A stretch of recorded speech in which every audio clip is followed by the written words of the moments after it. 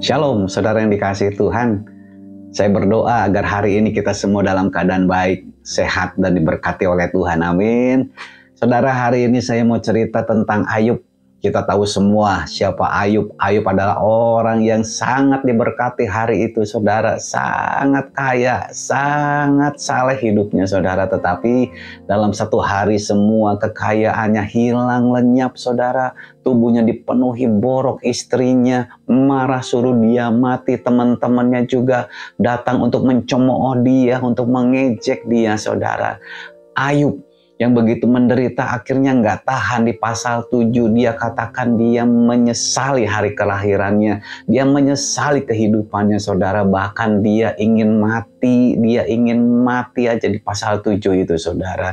Sampai akhirnya di pasal 21, saudara, di pasal 21 Ayub berkata begini, bahwa kemujuran orang fasik kelihatannya kok tahan lama. Kenapa? Ayub udah gak tahan menderita sehingga dia membandingkan hidupnya dengan orang fasik. Kenapa saya menderita? Kenapa dia enggak? Kenapa saya yang sudah hidupnya saleh, jujur, beribadah, takut akan Allah, kok menderita? Sedangkan mereka, orang fasik yang hidupnya tidak jujur, tidak saleh, tidak beribadah, tidak takut akan Tuhan, tapi kok hidup mereka fine-fine saja. Mereka kok hidup nyaman, tenang, dan aman.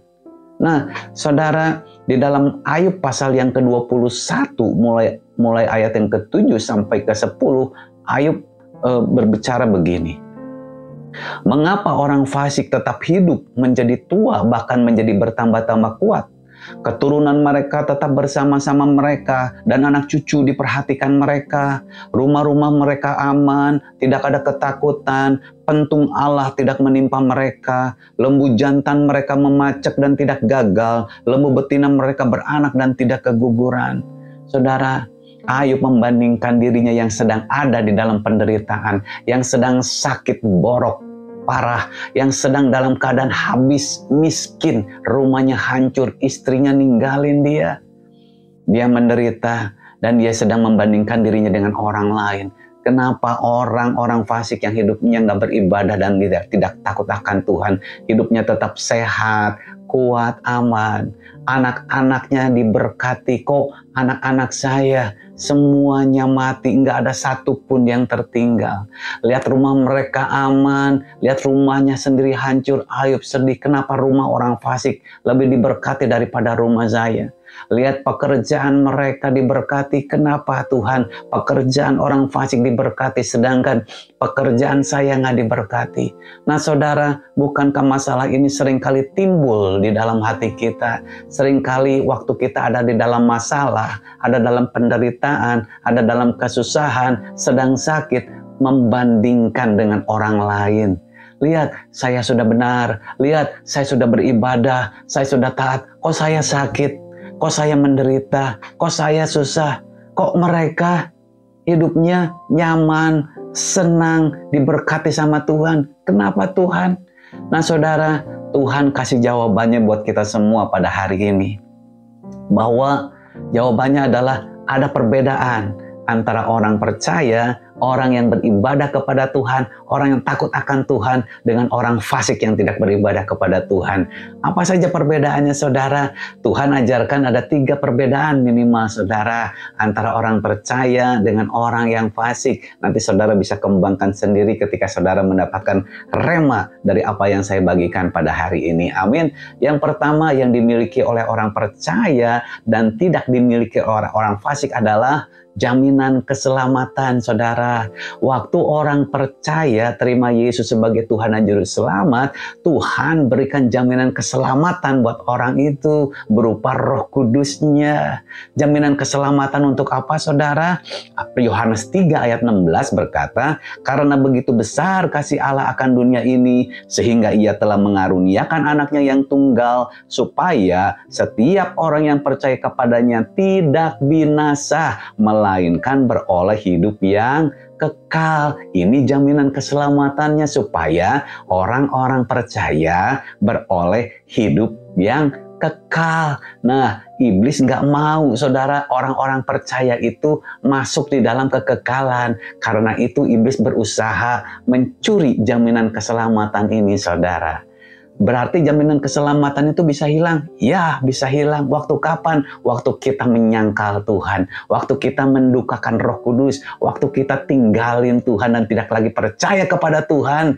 Kita tinggalkan juga jaminan keselamatan itu. Kita batalkan juga jaminan keselamatan itu, saudara. Nah, bagaimana cara iblis berusaha mencurinya? Dia curi lewat penderitaan, lewat kesusahan, lewat sakit penyakit, saudara. Karena apa? Karena hanya lewat itulah iblis bisa lakukan terhadap hidup kita. Iblis terus cobai kita sampai kita nggak tahan, akhirnya menyangkal Tuhan. Saudara, waktu kita menyangkal Tuhan, kita batalkan jaminan keselamatan itu. Hati-hati, saudara, jaminan keselamatan itu bisa hilang. Kita jaga jaminan keselamatan itu dengan cara apa? Mengucap syukur untuk apa yang sedang terjadi dalam hidup kita hari-hari ini. Amin.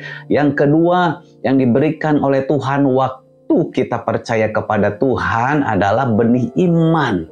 Dan benih iman ini juga yang mau dicuri oleh iblis, saudara. Karena apa? Karena waktu iman daripada anak-anak Tuhan bertumbuh, anak-anak Tuhan akan menjadi kuat. Firman Tuhan berkata, tunduklah kepada Allah dan lawanlah iblis, maka dia akan lari daripadamu. Iblis tahu, saudara, waktu benih iman itu bertumbuh di dalam hati, di dalam hidup anak-anak Tuhan, iblis akan takut melawan kita sebagai orang-orang yang percaya, yang memiliki iman yang kuat.